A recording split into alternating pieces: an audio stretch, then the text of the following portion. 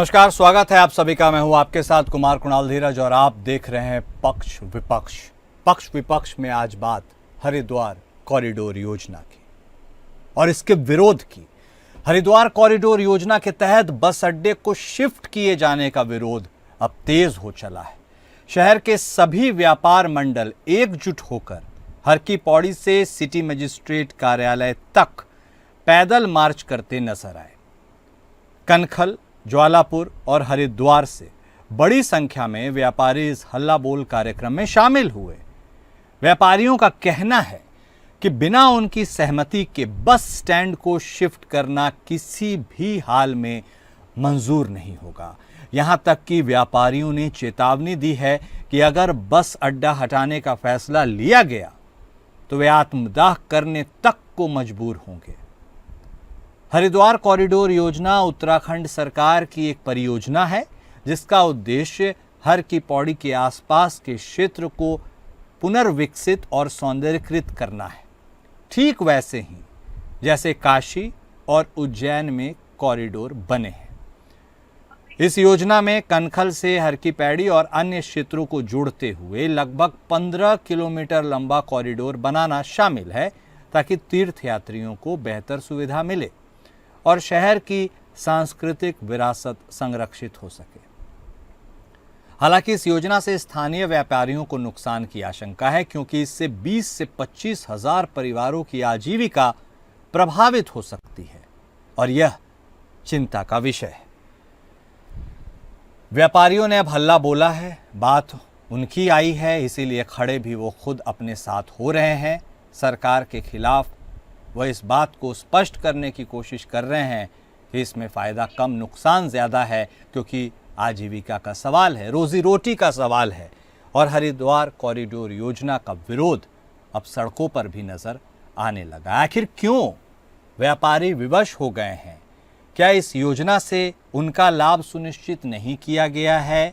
क्या इस योजना के आड़ में एक बहुत बड़ा व्यापारी वर्ग प्रभावित हो जाएगा और इस कदर प्रभावित हो जाएगा कि उसके रोजी रोटी पर सवाल खड़े हो जाएंगे? ये बहुत अहम मुद्दा है, इसी मुद्दे पर आज हम बात भी करेंगे। विरोध का कारण क्या है? पर्यटन वैसे तो लोग समझते हैं कि बढ़ेगा तो कारोबारियों को लाभ होगा। यदि लाभ होता तो वो खुश होते, वो नाखुश क्यों हैं, वो गुस्से में क्यों हैं? ये बड़ी बात है। और ऐसे में अब सरकार का आगे का रुख क्या होगा? काशी में तो कॉरिडोर बन गया, उज्जैन में भी बन गया, मथुरा की तस्वीरें भी आपने देखी हैं कि किस तरह वहां पर भी विरोध शुरू हुआ था, लेकिन उसके बाद चीजें फिर से पटरी पर लौटती हुई नजर आ रही हैं। क्या वैसा ही हाल उत्तराखंड में भी होगा? क्या मना लिया जाएगा व्यापारियों को? क्या एक ऑल्टरनेट तरीका खोजा जाएगा जिससे विन विन सिचुएशन हो सके? यह तो वक्त के ऊपर निर्भर करता है, लेकिन अभी की सबसे बड़ी बात यही है कि व्यापारियों में आक्रोश है। इसका पटाक्षेप कैसे होगा? यहां तक कि बात इतनी गंभीर हो चली है कि व्यापारियों ने आत्मदाह करने तक की चेतावनी दे दी है। इस बात से समझा जा सकता है कि बात कितनी बड़ी है।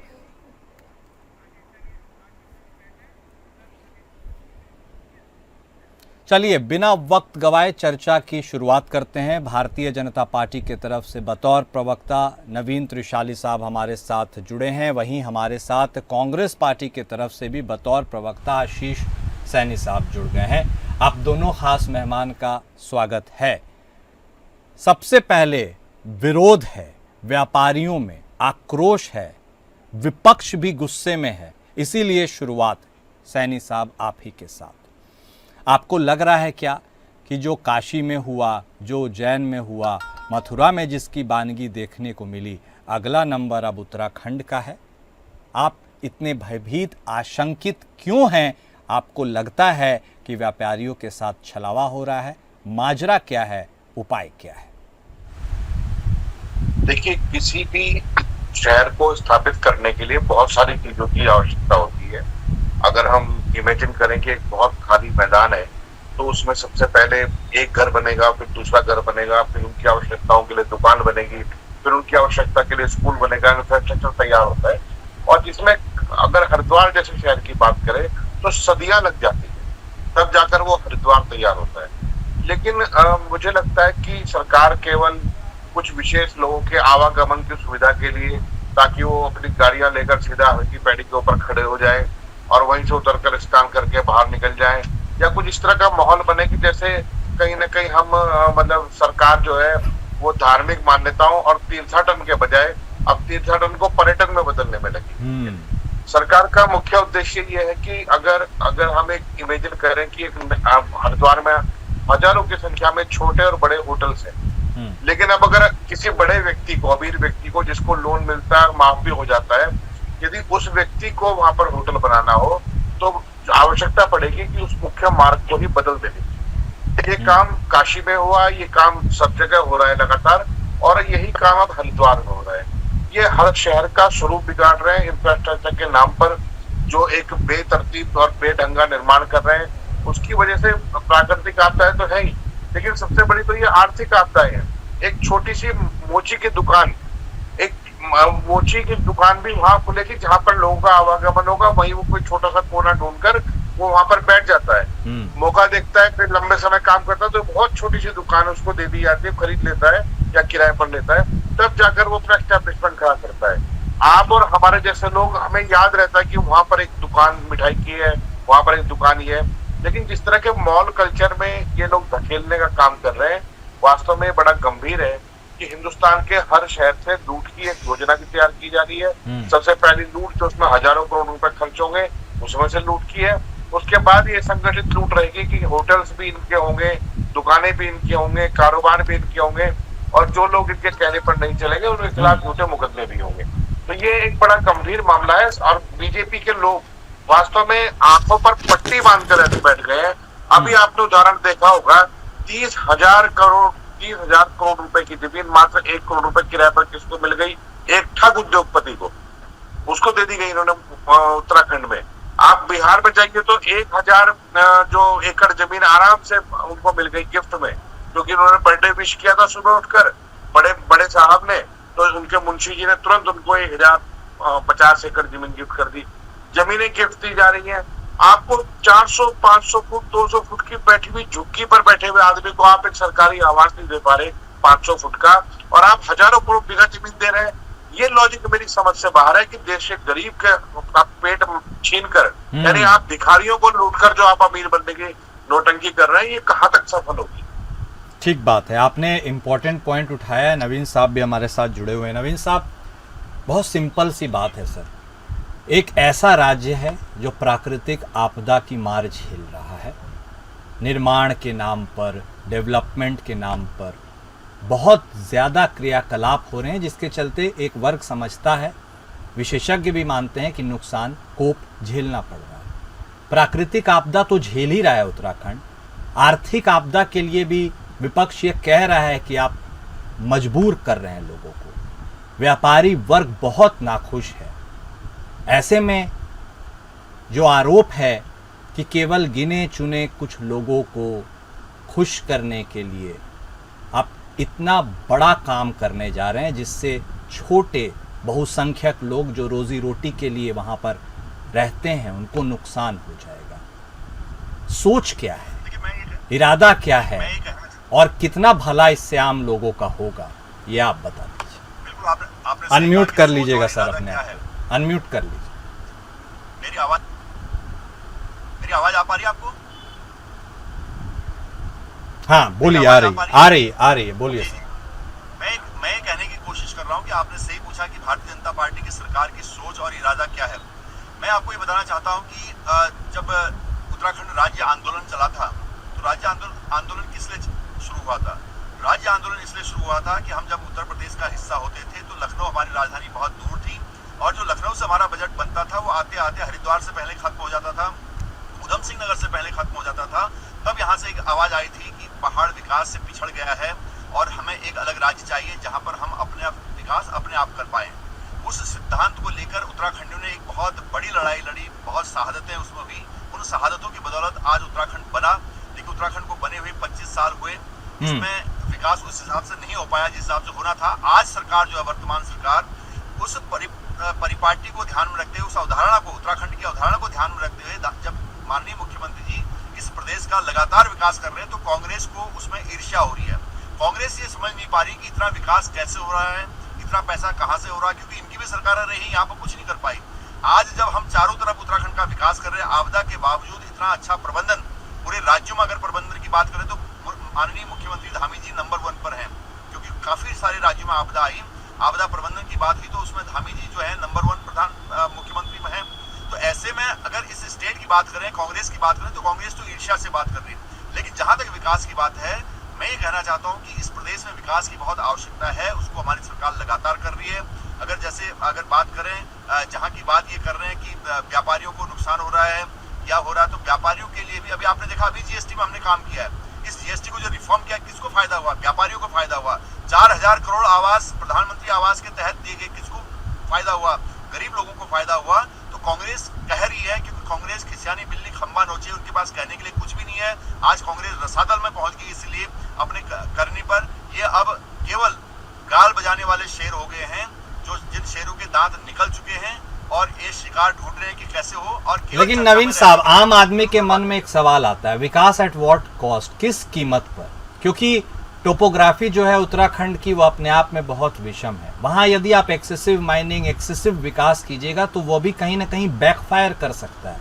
क्या बहुत जरूरत है यह करने की? क्या इसे कोई और तरीके से चीजों को सुगम बनाने की कोशिश नहीं की जा सकती? ये सवाल। पूरी कोशिश हो रही। आपका सवाल वाजिब है कि विकास किस कॉस्ट पर है। देखिए, जिसका गांव पहाड़ में गांव है और वहां पर सड़क नहीं गई है, उसको सड़क चाहिए, और वो सड़क हमारी सरकार पहुंचाने की कोशिश कर रही है। जब सड़क बनती है तो उसमें थोड़ा कटान भी होता है, क्योंकि जो लास्ट में बैठा हुआ व्यक्ति उम्मीद कर रहा है कि हमारे यहाँ बिजली, पानी, शिक्षा, स्वास्थ्य सब पहुंचेगा, तो सड़क के रास्ते पहुंचेगा। तो सड़क बनाने का काम हो रहा है, वहां पर उसको सुविधा देने का काम हो रहा है। तो उसको अगर कांग्रेस ये देखती है कि विनाश हो रहा है, तो मैं समझता हूँ कि कांग्रेस की समझ जो है वो बहुत निकृष्ट समझ से कांग्रेस उसको देख रही है। लेकिन उन्होंने कुछ नवीन साहब पॉइंट्स उठाए। मेरा ये कहना है कि विशेषज्ञों से मैं उम्मीद करता हूं कि आप लोग बात करते ही होंगे, व्यापारी वर्ग से भी क्यों नहीं बात करते हैं? उन्हें सड़क पर क्यों उतरना पड़ता है? ये भी एक सवाल। देखिए क्या होता है, जब कोई विकास होता है, जैसे अगर बात करें हरिद्वार की, आप बात कर रहे हैं, हाँ, कॉरिडोर बनने की बात करी, तो हरिद्वार एक तीर्थ नगरी है और पूरे प्रदेश के, पूरे देश के, मैं कह रहा हूँ कि पूरे विश्व के सनातनियों का एक आस्था का केंद्र है हरिद्वार। अगर उसको सुंदरता, उसका सौंदर्यीकरण अगर सरकार कर रही है, तो उसमें कांग्रेस को क्या परेशानी है? कांग्रेस को परेशानी, क्योंकि कांग्रेस सनातन विरोधी है।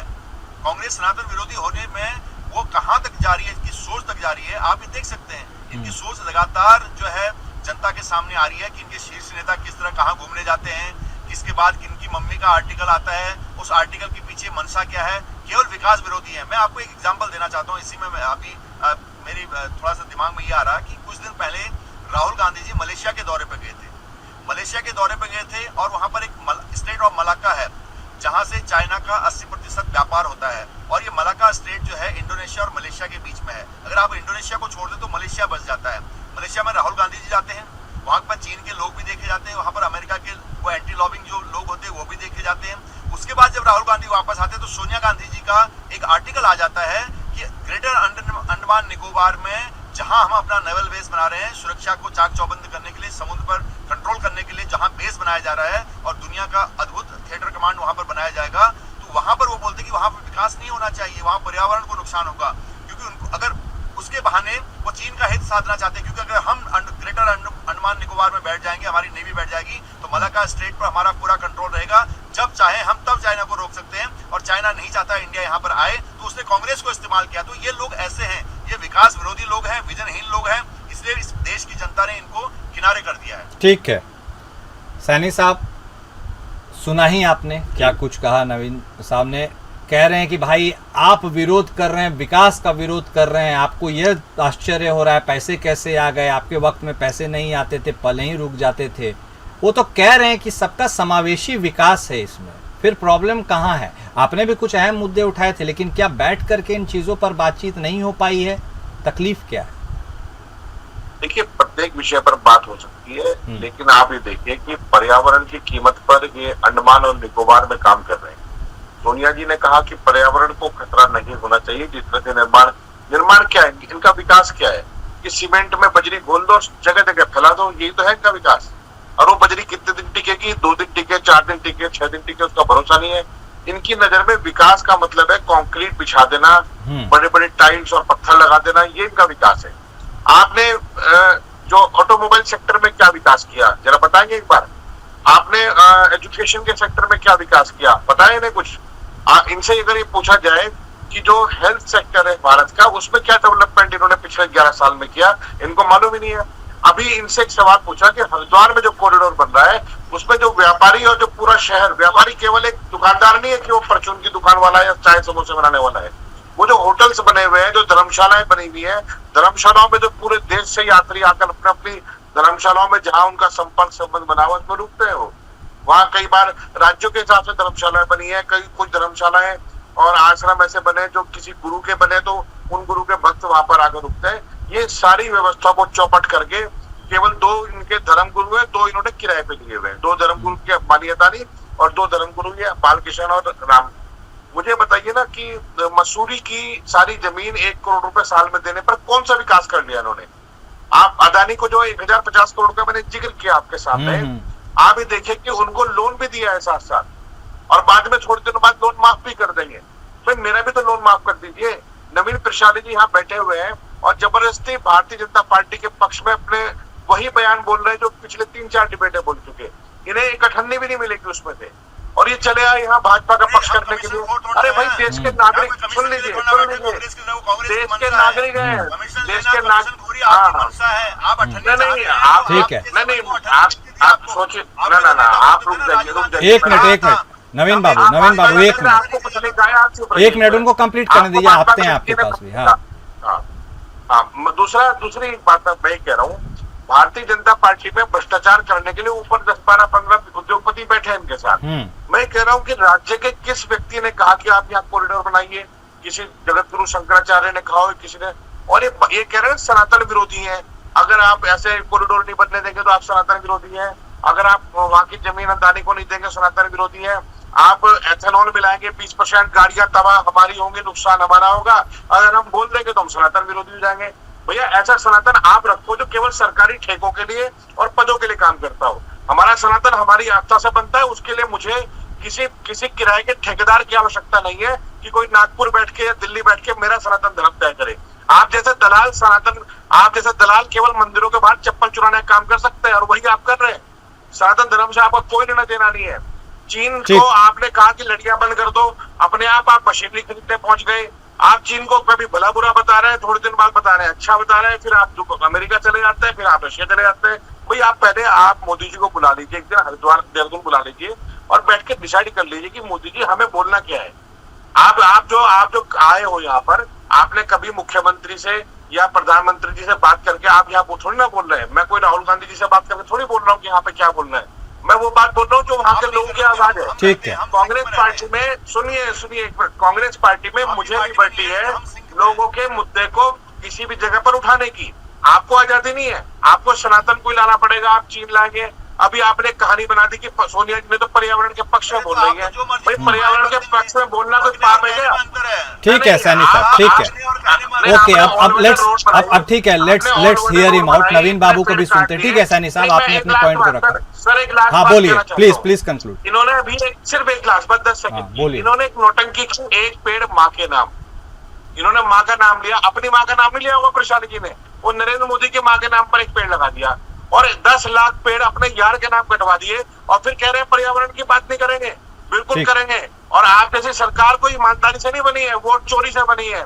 और हम लोगों को आपने पीछे जो धकेला है, वोट चोरी से धकेला है। बोल रही है, अभी आपका सारा चित्रे उड़ेंगे और आपको पता लगेगा कि आप कहाँ हो। ठीक है सैनी साहब। नवीन बाबू अब बारी आपकी है, काउंटर तो आप कीजिएगा ही। 2 सवाल है मेरे छोटे से, इनके सवालों का भी जवाब दे दीजिएगा। और 2 सवाल ये, आप कह रहे हैं कांग्रेस सनातन विरोधी है। सर जो सड़कों पर उतरे हैं वो व्यापारी वर्ग है, प्रायः जो आपको वोट करता है, क्या वह भी सनातन विरोधी हैं? विरोध तो वो आपके लिए कर रहे हैं। और दूसरी बात, विकास के नाम पे केवल इंफ्रास्ट्रक्चर ही बनेगा या फिर बहुमुखी विकास जिसकी कल्पना हर भारतवासी करता है वह भी होगा? देखिए क्या होता है कि जब कहीं पर कोई जगह कोई घूमने जाता है तो उसको कुछ दिखने के लिए वहां पर चाहिए, कुछ ऐसा चाहिए जिससे उसके मनमोहक कोई चीजें हो या उसके आस्था के हिसाब से कोई हो। अगर उस हिसाब से विकास सरकार करना चाहती है तो उसमें कांग्रेस को परेशानी है। अब कांग्रेस अठन्नी चवन्नी वाली है। राजीव गांधी जी कहा करते थे कि मैं 1 रुपया भेजता हूं तो 10 पैसे नीचे जाते थे। ये तो उस जमाने के हैं जब 90 पैसे खा जाने वाले। अब हमारी सरकार अब तो 100 पैसे खा जाते हो आप लोग पूरा। अब तो जमीनें बेच रहे हो, एयरपोर्ट बेच रहे हो, सब कुछ बेच रहे हो। आपके पास अगर मैं ये एंकर महोदय की जेब में से पैसे निकालूं तो उतने ही निकलेंगे ना जितने होंगे। ये तो लोन दिलवा कर लूट रहे हैं। खाती थी, अब आपके हाथ में कुछ नहीं है। लोन दिलवा कर लूट रहे हैं। ये गरीब आदमी को पकड़ते हैं, उसके नाम कर्ज लेते हैं और उसको लूट लेते हैं। कहाँ बेटा जाता है, बेचारा जिंदगी में देता रहेगा वो। ये तो लोन दिलवा कर लूटने वाले लोग हैं। सब पता चलता ठीक है। है, ठीक है नवीन बाबू कंप्लीट। हाँ, कांग्रेस का जमाना नहीं है। मैं कह रहा हूँ कि भारतीय जनता पार्टी की सरकार लगातार विकास के लिए अग्रसर है। इस भारतवर्ष को विकसित भारत बनाने के लिए भ्रष्टाचार के लिए माननीय प्रधानमंत्री जी काम कर रहे हैं, माननीय मुख्यमंत्री जी काम कर रहे हैं। और ये तो वो लोग हैं जिन्होंने गंगा को नहर बोल दिया था। याद है सैनी जी आपको? हरीश रावत जी की सरकार थी, माँ गंगा का अपमान कैसे किया था। और आज हर की पैड़ी पर जाइए वो नहर ही है। हरिद्वार की जरा भ्रम रखे दूर अपना। पहले ये बताओ, हर की पैड़ी पर जाइए वो नहर है, अपनी नहर वो क्यों नहर कहा? वो बनाई गई है। वो नहर उसकी ऐसी बुद्धि होनी चाहिए। क्या बुद्धि बेच दी गया आपने अपनी नरेंद्र मोदी को या अदानी अंबानी को? नहीं, बुद्धि है भी या नहीं है? जो अंग्रेजों ने नहर बनाई वही हर की पैड़ी है। जब दिमाग में से फिर निकाल दीजिए अपना। सैनी साहब एक मिनट बोलने। हाँ, अगर बस अड्डे को मैं इनसे पूछा कि बस अड्डे को थोड़ा सा अच्छा बस अड्डे पर आपत क्या उतरी पड़ी है? आप बनाइए ना कॉरिडोर। बस अड्डे को क्यों ले जाना चाहते हो आप? दिक्कत हो रही है आपको? आश्रम में तो लोग आ ही जाते हैं, कहीं से भी आ जाएंगे। बस अड्डा अगर 1 किलोमीटर दूर भी होता है, 1 किलोमीटर से आश्रम में आ जाएंगे, तो आपकी तकलीफ क्या है? वो लोग विरोध कर रहे हैं जो कांग्रेस के लोग थे, जिन्होंने माँ गंगा को नहर बनाया था, जिनके होटल नदी के किनारे पे थे। वो जब अंग्रेजों ने बनाया था, बुद्धिहीन इंसानों, अंग्रेजों ने, हमने नहीं बनाया। बदल दिया था। आप पहले ये बताइए ना वो नहर किसने बनाई, हर की पैड़ी किसने बनाई? राजा राम मोहन राय के समय में बनी, कुछ पता भी है नहीं है या वैसे धर्म के ठेकेदार बने हुए? अरे हरीश रावत जी की सरकार में नहर धर्म के ठेकेदार वैसे बने हुए, क्या कुछ पता भी है या नहीं है? वापस किया। तो इसलिए इस चक्कर में मत रहे सैनी जी। आप अगर पढ़ेंगे तो बहुत आप ऐसा है अपने कार्यालय से बाहर निकलिए, वहाँ दुनिया है। भारतवर्ष विरोधी है कांग्रेस, आज भारतवर्ष विरोधी है। मैं कह रहा हूँ कि जब अंडमान निकोबार, ग्रेटर अंडमान निकोबार जैसी स्कीम भारत में आ रही है, जहाँ भारत विश्व गुरु बनना चाहता है, विश्व की महाशक्ति बनना चाहता है, नेवल शक्ति पहले से भारत में क्या ज्ञान बांट रहे हैं। अब आप कह रहे हैं ऑटोमोबाइल इंडस्ट्री में क्या किया हमने, डिफेंस में क्या किया, आप देख रहे हैं 25वें नंबर पर आज हम आगे जीरो से। आपके समय में जीरो थे, आज टॉप। आपने क्या किया है आप अपना बताइए ना। वो तो बढ़ रही है इंडस्ट्री अपने हिसाब से। आपका ये क्या योगदान है? आपने तेल में एथेनॉल मिला दिया, ये योगदान है क्या आपका? ठीक है, 1 मिनट, दोनों बोल साथ में बोलिएगा तो पता नहीं चलेगा। Please conclude Naveen Babu, please conclude. देखिए इकोनॉमी, कांग्रेस के टाइम में इकोनॉमी में हमने कितना उछाल मारा। आज चौथे नंबर की इकोनॉमी है, तीसरे नंबर की आने वाली है। डिफेंस सेक्टर जो जीरो मैन्युफैक्चरिंग थी, आज हम 25वें नंबर पे है दुनिया के एक्सपोर्टर में। बहुत जल्दी टॉप 10 में आएंगे। तो बहुत सारी चीजें हमारी सरकार करी। ऑटोमोबाइल में नई गाड़ियां आ रही हैं। नवीन बाबू बस एक, ठीक है, वो सारी बातें ठीक है, वो तो जग जाहिर है, जो है सो है, जो नहीं है सो नहीं है। यह बता दीजिए कि यह जो करंट क्राइसिस है इसका निदान कैसे होगा? बहुत संक्षेप में 10 सेकंड। देखिए ये कोई क्राइसिस नहीं है। कॉरिडोर हरिद्वार की जनता के लिए बन रहा है। कॉरिडोर बनेगा और व्यापार वहां पर बढ़ेगा, लोग और आएंगे। बस अड्डा अच्छा बनेगा तो और ज्यादा लोग वहां पर आवाजाही कर पाएंगे। हरिद्वार अभी कुंभ आने वाला है, उसके हिसाब से भी सारी व्यवस्थाएं होनी है। हरिद्वार की अर्थव्यवस्था सबसे टॉप करने के लिए सरकार काम कर रही है। मतलब कि डिसाइडेड है तो होके रहेगा। देखिए कॉरिडोर बनना है, हाँ। बस अड्डा बनना, नया अच्छा बनना है और वहां पर व्यापार को बढ़ाना है, लोगों की आवाजाही ज्यादा बढ़ाना है, ज्यादा सुविधाएं बढ़ानी है। ठीक, तो होके रहेगा। ठीक है, बहुत शुक्रिया आप दोनों खास मेहमान का हमारे साथ जुड़ने के लिए, इस चर्चा में शामिल होने के लिए। पक्ष विपक्ष में आज बस इतना ही। नमस्कार।